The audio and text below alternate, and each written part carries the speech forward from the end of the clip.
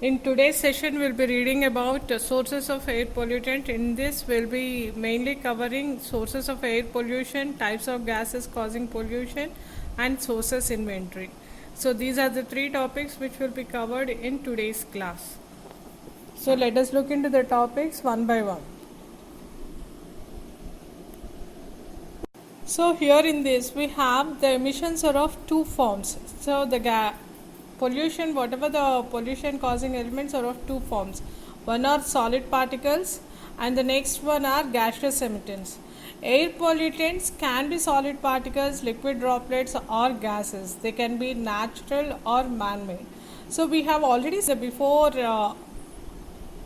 classes regarding the natural and man-made pollutants. So now today in this class in general we are just talking about what are the types of pollutants that are in the air. So in the air we find two types of pollutants, solid particles and the next one is gaseous emittant. Solid particles are nothing but particulate emissions that we have. So now let us see what are the main sources of pollution. So in these sources of air pollutants we have different types of sources. The four major sources of pollutants are mobile sources, next stationary sources, area sources and natural sources. So when we have seen all these four, in the mobile sources we have mainly the cars, buses, planes, trucks and trains. The next thing are stationary sources such as power plants, oil refineries or industrial facilities and factories. And the third one what we have are area sources, mainly agricultural areas, cities and wood burning fireplaces. And the last one are the natural sources such as wind blown dust, wildfires and volcanoes. So whatever the pollution that is caused in air can be either from these of the four sources. So now let us look what are the different other sources.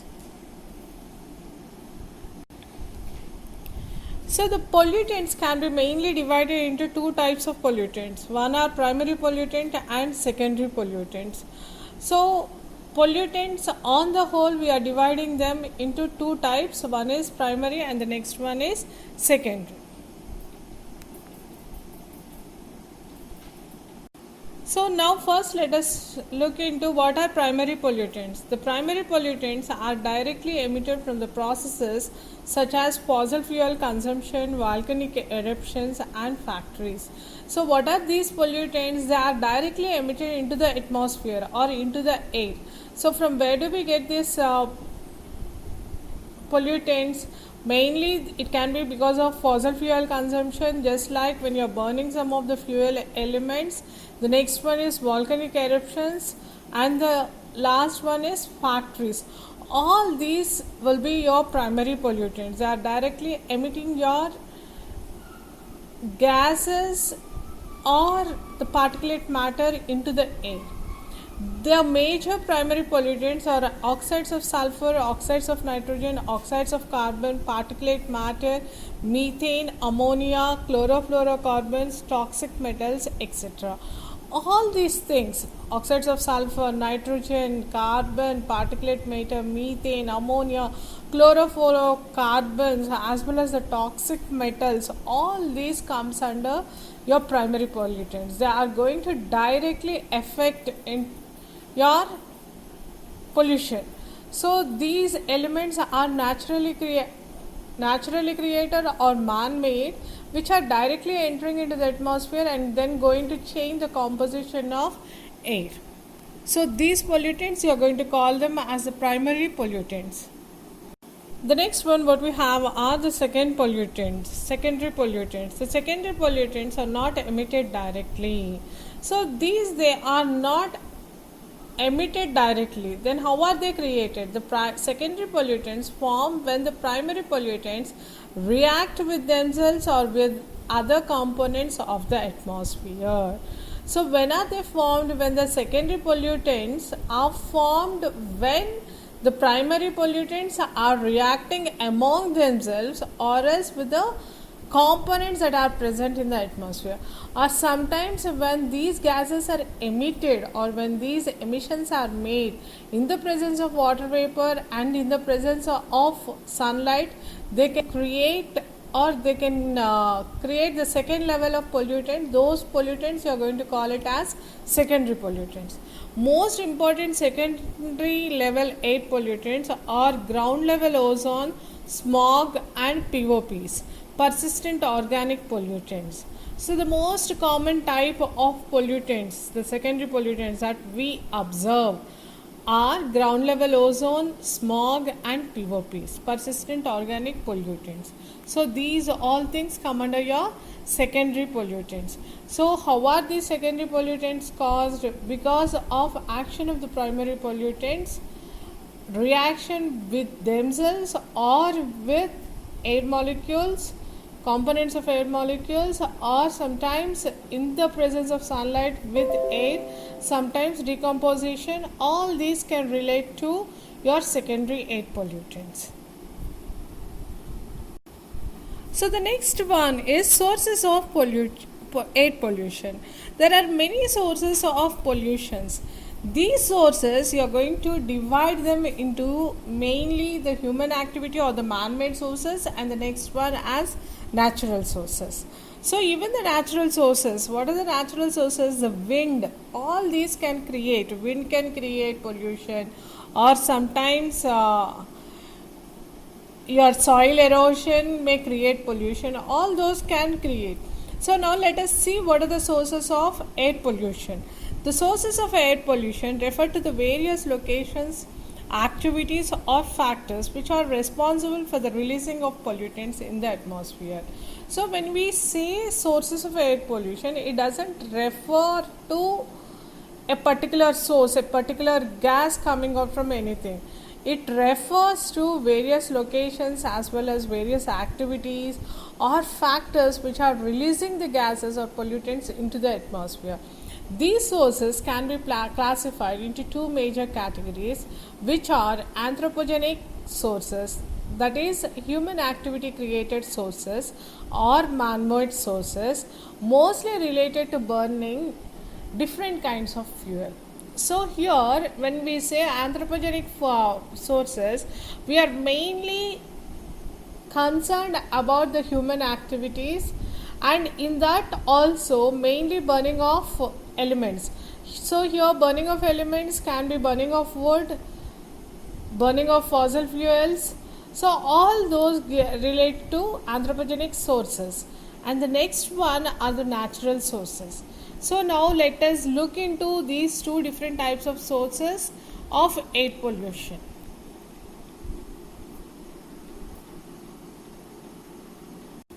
So here the next one are your anthropogenic sources, are the man-made sources. So the first one are stationary sources. These stationary sources include smokestacks of power plants, manufacturing facilities and waste incinerators, as well as furnaces and other types of fuel burning heating devices. So what are here in these sources also, we are dividing again into 3 or 4 types. We'll just look into that. First one, the first source is stationary source. What are stationary sources? Here industries which are not movable, immovable things from where the smoke is being emitted. So those comes under your stationary sources. Mainly the power plants, manufacturing facilities or factories, the waste incinerators, as well as furnaces and other types of fuel burning heating devices, all comes under your stationary sources. And the next one are mobile sources. What are mobile sources? Which include your motor vehicles, marine vessels, aircraft and the effects of sound, which are movable, which move from one place to another and which create pollution. So these all are your motor vehicles, all the trucks, buses, cars, everything. Next, the marine vehicles, the ships and all. The next one are the aircrafts, and the last one is effects of sound. Effects of sound is also going to disturb your air. What will happen when the effect of sound, more of sound is being generated, then what happens?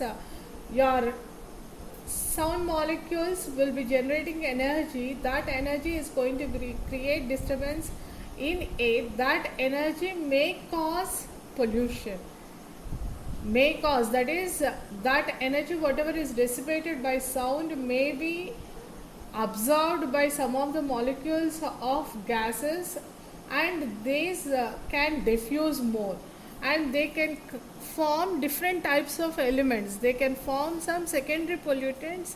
So in that manner also, directly the sound is not going to create any pollution, except that it is going to create a negative impact to the ear.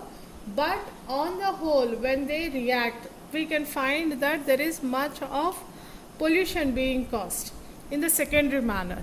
So all these, first one is stationary source, the next one are the mobile sources. Both are the creators of your pollution. So in the anthropogenic sources, we have the third one, chemicals, dust and controlled burning practices in agriculture and forestry management. See here, the chemicals, the dust that is coming out because of the agriculture and the forest management and the burn practices what we use, all those are going to create anthropogenic sources. So the third one in the man-made sources are chemicals, dust that are caused because of controlled burn practices in agriculture as well as forestry management. So here, controlled or prescribed burning technique. What does it mean? It is a technique sometimes used in forest management, farming, prairie restoration or greenhouse gas abatement. So here, what is the main thing? See, generally what happens even in the forest areas, totally there will be shedding up of leaves, or there will be dead plants and also the wood which is being fallen from the trees. So when these become more and more, the pollution will be becoming more. That is, it will be creating all the disturbance mainly related to some gases emission because of decaying. So here, what generally they do is they have a procedure wherein they control the burning process, and they try to burn up the some of the elements. And the next thing is, once these are being removed, you can have again the regeneration of your farming. So all this can be made into a natural thing. So here, so that you want to reduce the greenhouse gases also, even in those cases we go for controlled burning technique. So this controlled burning technique is the part of your anthropogenic sources or creation of an element, farming like thing. So here, these controlled burning also creates pollution. Fire is a natural part of both forest and grassland ecology, and controlled fire can be a tool for foresters. So here, fire, it is a natural part. Whenever you want to just decomposition gives out more of gases, so I just want to remove those from my place, then generally that I go for burning. But when I am creating this burning, I have to do it in a controlled way. So this is a controlled tool or a general tool that is being taken up by foresters. Controlled burning stimulates the germination of some of the desirable forest trees, the forest. So what is actually happening? Some of the trees, they get burnt away, and some other germination of some of desirable forest trees may be taking place. So this burning stimulates that particular process. So for that reason, in order to regenerate the forest or to renew the forest, this technique is being used. When this technique is being used, there are more number of chemicals or dust and more of smoke that is coming out of this particular thing. So that is your third source. The next thing what we have are fumes from paint, hairspray, varnish, aerosol sprays and other solvents. Generally, you will be having some of the fumes that are coming out when you are painting a house or when you are painting any element, and when you are using some aerosol sprays, you can see that white fumes that are coming out. All these, they are going to create air pollution. The next one is waste deposition in landfills. So for landfills, you will be using the waste deposition in landfills which generate methane. Yes, so when you are going to have any landfill which is being done with waste deposition, then generally what happens, the main gas that is being emitted from this is methane. Methane is toxic, methane is flammable and may form explosive mixtures with air. So what will it form when you're going to deposit this degradable material daily over there? Then there forms a gas, methane. And what is the main nature of methane? It is toxic substance, it is flammable substance, and it may explode when it is mixing with some of the air mixtures. Next, methane is also an sp exit and may displace oxygen in an enclosed space. So what is the next thing? It displaces oxygen. Asphyxia or suffocation may result if the oxygen concentration is reduced to below 19.5% by displacement. So whatever it is, the suffocation, what is the main thing? Methane is going to displace oxygen.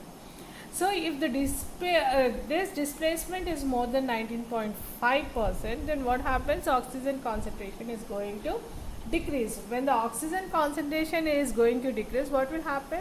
Suffocation is caused in that particular place. Next, the military such as nuclear weapons, toxic gases, germ warfare and rocketry. All these things, military things, that is your testing of nuclear weapons, emission of toxic gases, so the tear gas whichever is being spread whenever there is a crowd. So all that when there is some disputes going on, when you want to remove the crowd, then you go for using of these tear gases, all these are going to create in one way or other the land pollution, and these are all the man-made sources of pollution. The next sources are natural sources. So what are the natural sources? Dust from natural sources, usually large areas of land with little or no vegetation. So if at all vegetation is there, soil erosion is being controlled. If there is no vegetation, soil erosion is not controlled and the soil gets easily carried away by air. So this displacement of soil, when it is happening, this removal of the top layer of the soil will be creating dust in air.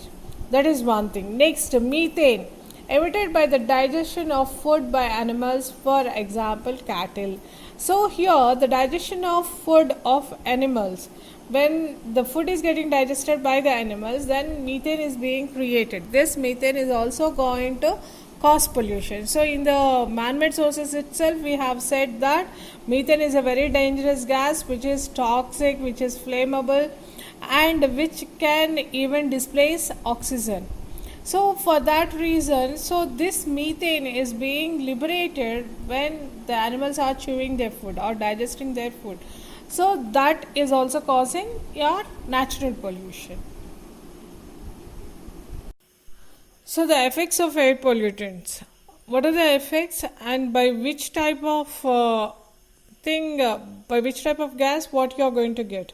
So first one is carbon dioxide. If at all carbon dioxide is liberated into the air, if carbon monoxide and carbon dioxide are the main pollutants, what type of diseases do we get or what type of complications we get? Let us see in this effects of air pollutants. So first, carbon monoxide, it causes blurred vision, headache, unconsciousness and death due to asphyxiation or lack of oxygen. So this carbon monoxide is going to create all these types. Next, carbon dioxide, it creates global warming.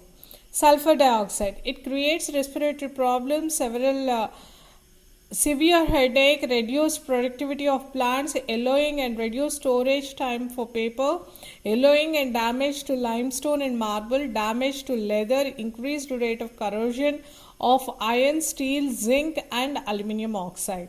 So, because of the presence of various types of pollutants in air, you are going to get different types of problems to health, different effects on the materials, and different types of diseases.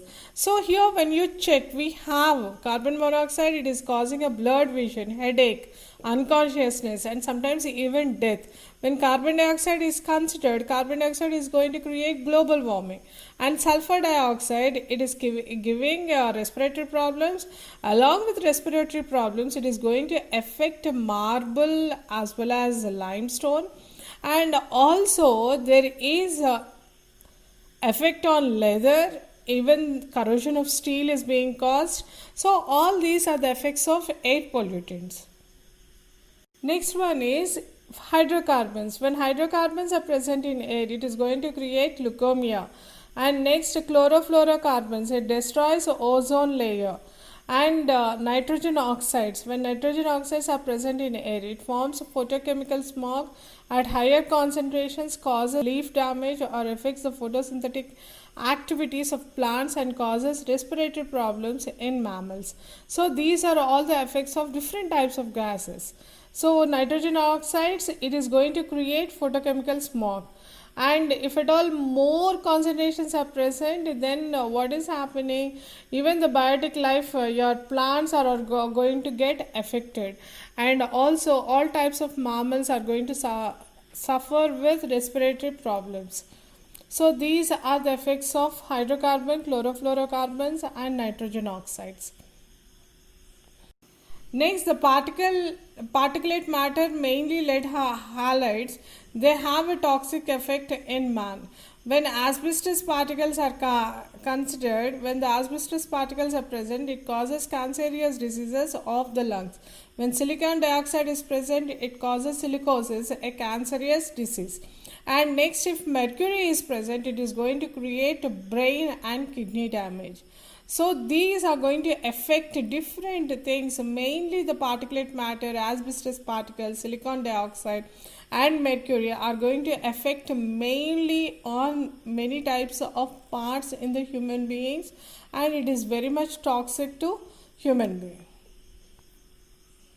So the types of gases causing pollution. First one is carbon oxides. Carbon oxides are among the most well-known greenhouse gases, contributing to the air pollution plaguing the Earth's atmosphere. So carbon oxides, it is not carbon dioxide, it is carbon oxides. These are carbon oxides are the main greenhouse gases that are causing your pollution, or those are affecting our Earth's atmosphere. Carbon monoxide is a poisonous gas, highly dangerous due to lack of its odor and color. So here carbon monoxide, he is discussing first in the carbon oxides. This carbon monoxide, it is a poisonous gas, and it doesn't have any odor or any color, and it is released because of incomplete combustion of fuels such as coal, wood, or other natural sources, as well as it is present in exhaust of automobiles. So here this carbon monoxide is a very dangerous gas which is going to affect humans in a very negative manner. So for that reason we have to be very cautious when you are using your automobiles, or else when you are burning your wood or charcoal, or when you are using any other coal products. So this is mainly regarding carbon oxides.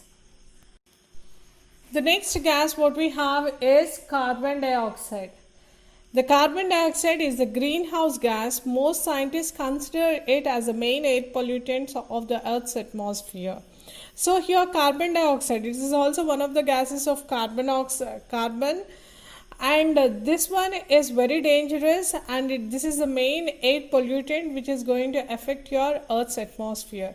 Even though carbon dioxide is essential to support living organisms, it is also a dangerous air pollutant generated mostly by human activities such as deforestation and fossil fuel combustion.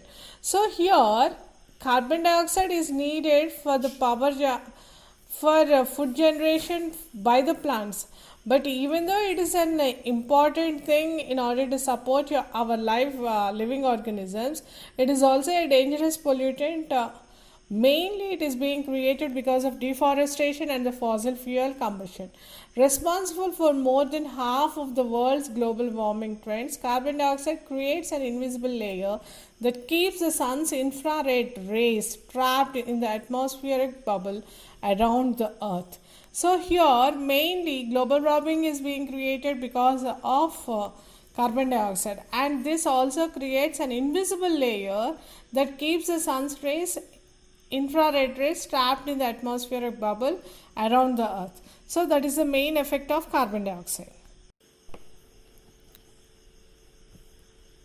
So in the next gases we have nitrogen oxides. Nitrogen oxides are air pollutants that contribute contaminants to the earth's atmosphere. Like carbon oxides, vehicle emissions are the major source of nitrogen oxides. These air pollutants are easily recognizable by the brown plume or haze that forms over areas with high concentration of these gases. So here, unlike carbon oxides, the main thing over here is nitrogen oxides can be identified because of their brown plume or haze because of higher concentrations.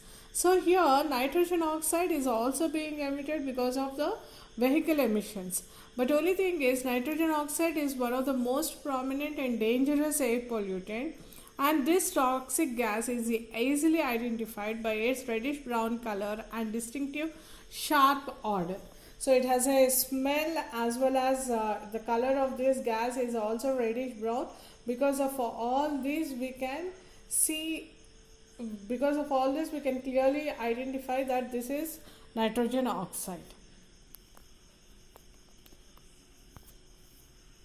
Sulfur oxides. Sulfur oxides include another group of gases that pollute the Earth's atmosphere.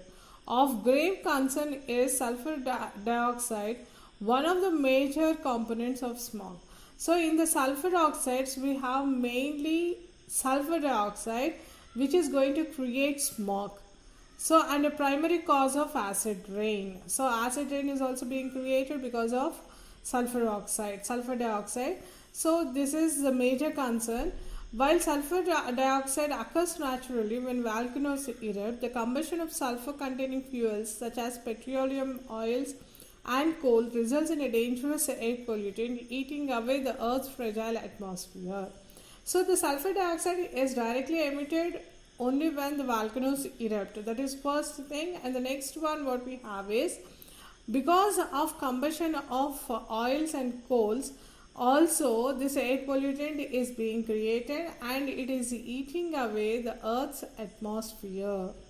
Dangerous to both plants and animals, sulfur oxides can injure organic matter in higher concentrations and can cause respiratory problems by irritating air passages and lungs. So this is very dangerous to both plants and animals. Sulfur oxides can even injure organic matter in high concentrations and can cause respiratory problems because of irritation by air passage and lungs. So these are the main problems created by sulfur oxides. So here, in order to control air pollution, we have for particulate control we have mechanical collectors for the next one we have is electrostatic precipitators and the particulate scrubbers. These are used in order to control air pollution. We have already seen how these particulate controls can be done, or particulate scrubbers are used in the before classes. Next we'll continue with the simple ways to help to reduce air pollution. So here there are listed some 50 simple ways in order to reduce the air pollution. In this we'll just be seeing them. I'll just be reading one by one. If at all anything is to be explained, then I'll just be telling you. When purchasing a new car, consider one that is most efficient, lowest polluting vehicle, or even a zero emission electric car. So now the trend is that people are trying to move to the electric vehicles. The reason is because of this fuel combustion or fuel consumption. What is happening is there is pollution being created. So whenever you're buying a new car, when you're thinking about buying a new car, then think about buying a car which has got a very low pollutants being emitted out, low emissions, or else go for electric cars. The next one is walk or ride a bike when possible. So here walk or ride a bike. Ride a bike. Here the bike doesn't mean your normal bike. It is an electric bike whenever it is possible, and mostly try to use walking. Walking is the best thing even to control your health, as well as it's a very good thing in order to decrease the pollution. Take public transportation. Since public transportation is a must and should, it has to be going around. So if at all it is possible, whenever it is needed, it is better to use public transport rather than going on your private ownership vehicles.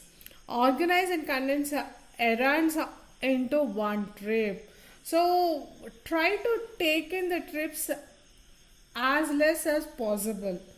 So try to first plan out the things where you need to go, how you need to go, and try to do out all the activities at a time rather than going for number of trips, number of times. When driving, accelerate gradually and obey the speed limit. So the next thing is, whenever you're changing the gear, try to change it one by one simultaneously rather than going from first to third or first to fourth, second to fourth. Because whenever you are changing the gears in a random manner, what happens is accelerating the vehicle, it will be emitting more of your emissions. So for that reason, try to reduce that. The next thing what we have is drive less, particularly on days with unhealthy air quality. So driving can be avoided whenever you think that more of pollution is caused or more polluted area we have, or at least on some days we can avoid them. Next thing is maintain your vehicle and keep the tires properly inflated. So the next thing is maintenance of the vehicle has to be done. It has to go for regular checkups and all, and also keep the tires properly inflated. Next is contact the Ventura County Transportation Commission at government organization for ride sharing services. So now we have, that is regarding other countries, but we have Ola, or else you have Uber and all, which can be contacted, so that if at all there are some ride sharing services, so those can be contacted and we can plan accordingly. Travel lightly and remove any unnecessary items that may weigh down your vehicle. So whichever are there, try to travel less luggage, more comfort. In the same manner, if at all if you are taking into consideration traveling using your own vehicle, see that the amount of items kept in that are very less in weight, or the total weight of the car will be coming down. Next, limit idling. So just don't keep it idly at one place. So be using the vehicle at least now and then. The next one is turn off the lights when you leave a room. Replace energy hungry incandescent lights with compact fluorescent light bulbs. So these turn off the lights when you are not in the room. Even light is going to create pollution, and the energy incandescent light should be replaced with compact fluorescent light bulbs. Opt for a fan instead of air conditioning. Next one is use a programmable thermostat and set it into 780 Fahrenheit in the summer and 680 Fahrenheit in winter. So here the air conditioners, these will be releasing fluorocarbons. For that reason, use fan instead of air conditioners. Next, programmable thermostat, wherein you'll be getting more of radiations. For that reason, use a programmable thermostat so that the temperature can be controlled. Ask your energy supplier for a home audit and inquire about alternative energy sources like solar or wind. If at all, if it is possible, try to reduce your electrical energy sources for opt for solar or wind. So depending upon that, you can plan your things. So that is your next thing. Next, use low flow shower heads so that particulate emissions will be less. That displacing water molecules also may cause pollution, that can be avoided. Recycle paper, plastic, metals and organic materials, whichever can be recycled, all those have to be recycled. Use a surge protector for multiple appliances when products are not in use. So multiple appliances, if you have, use a surge protector, and if at all, if you are not using, when the products are not in use, remove it, turn it off. Next, add insulation to your home. Insulation, now the practices are you are using mud wrapping, or else you are using some mud counseling or mud plastering. All those will be an insulation to your home. Next, wash laundry in cold water and line dry. And the next thing is, whenever washing you are do it in your cold water and dry the clothes, so that it will not be taking place, so that the usage of your dryers or all is reduced. When ready to replace, look for Energy Star appliances. Microwave or use toaster for small meals. Eat locally, shop at farmers market and buy organic produce. Next, use durable, sustainable bags and keep them in our cars so you are never caught off guard. Have your gas appliances and heater regularly maintained. So these are all the things.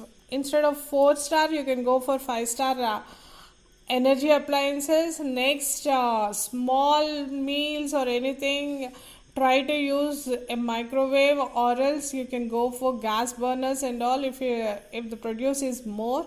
And try to use farmers markets and buy organic produce. Eat locally, don't travel more distances in order to get whatever the food you want. And use durable and sustainable bags, and always keep them in your car or with you, so that you need not buy every time a new item, and its disposal may create again pollution.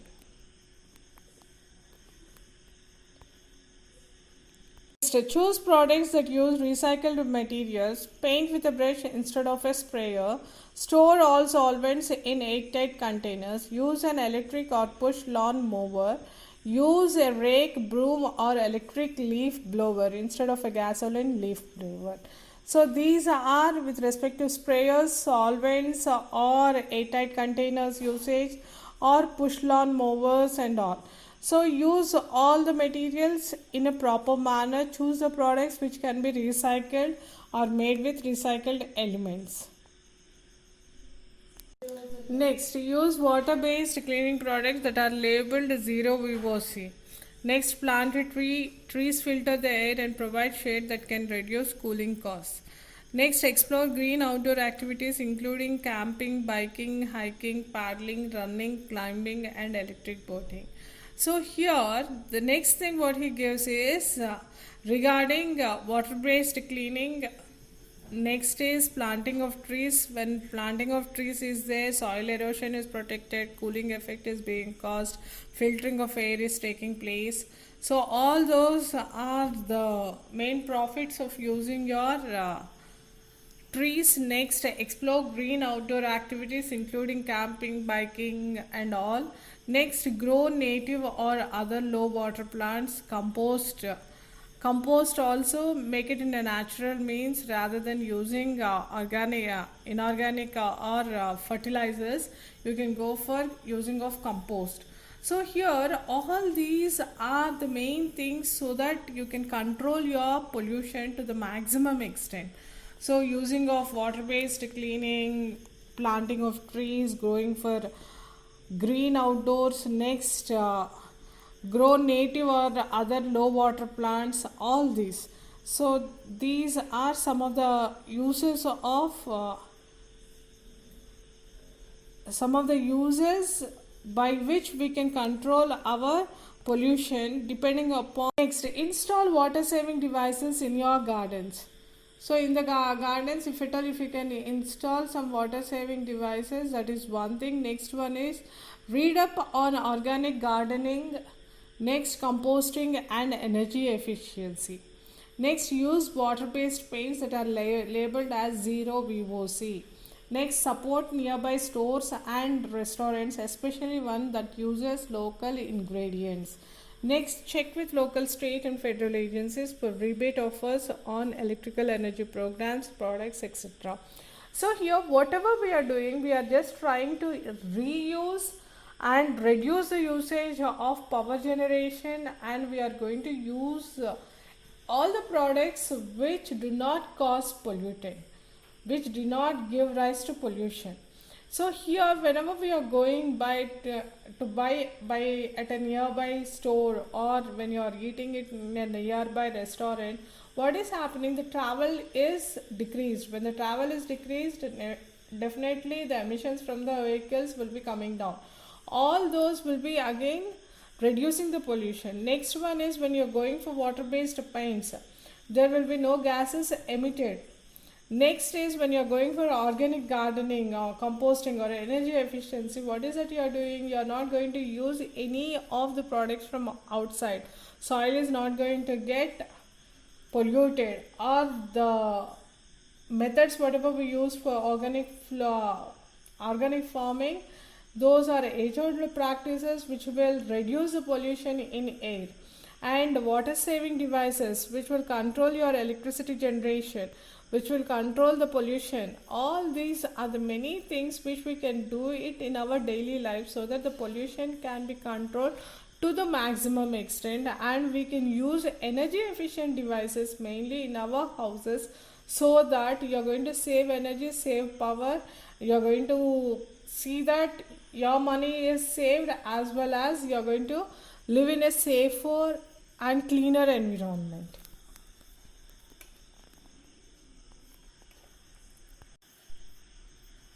The next we have is, for more tips on energy efficiency, use the Ventura Regional Energy Appliance website. Next, go for telework, start a recycling program at work, print and photocopy on both the sides of paper, turn off office equipment, computers, printers, fax machines after hours. So here, whenever you want to go for energy efficient, this is Ventura Regional Energy Appliance website is given to you, so that it will be giving you tips more on energy efficiency. And next, go for telework rather than traveling. The next thing is, start a recycling program at work. Print and photocopy on both the sides of the paper rather than wasting it by doing the work only on the one side. Next, whenever the equipment is not in use, try to turn off the equipment, whether it is lights, whether it is your fans, or even your computers, everything whichever we are not going to use after the office hours. See that all the equipment used by you are turned off. So that is the first thing. The next thing is, whenever you are not sitting at a one place, if at all if you are moving, try to off the lights, fans, everything whichever you are using. Next, use ample of sunlight and use more of your windows, doors. Allow the natural sunlight and the natural air to come in indoors, and see that you are not going to use air conditioners. These all will be changing your environment, and that in a positive manner. The last 5 things what we have is, dress for the weather and adjust layers before adjusting the thermostat. So dress for the weather. What is dressing for the weather? It means that depending upon the seasons, you need to dress you need to do your dressings. You cannot use the same type of dressing for all the seasons. If it is winter, go for woolen clothes. If it is summer, go for summer clothes. If it is rainy season, go for silk clothes or anything which will be dried up easily. When you are using this, when you are changing your dressing style depending upon the weather conditions, you are going to use lesser of thermostats, or else you are going to use less of your air conditioners, which will be again affecting the pollution. Bring your lunch or walk to a nearby restaurant to reduce auto emissions.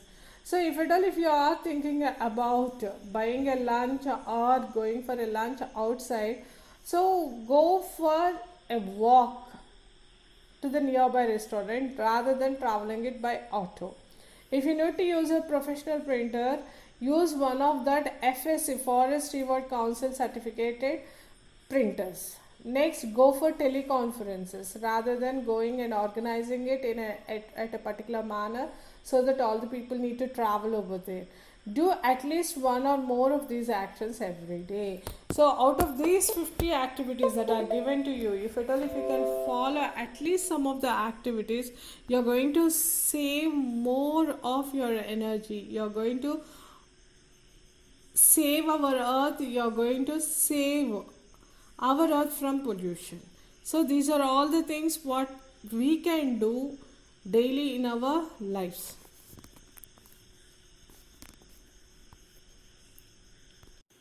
So with this we come to the end of this particular chapter, wherein we have discussed mainly regarding the types of pollutants and the types of gases that are causing pollutant. What are the types of gases and what are the effects of those gases in the air? And then we have just read about 50 ways in order to reduce air pollution. At least a minimum some 2 or 3 which if we can follow in our daily life, then we can save pollution to the maximum extent. We can save our mother earth. We can save earth for the future generations. We can see that even the future generation people will be getting some fresh air they can breathe. We can save all the pollution.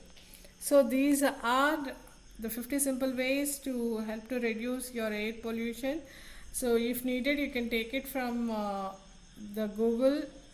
You can search in the Google and take some of the things. So with this, we'll be ending our first chapter.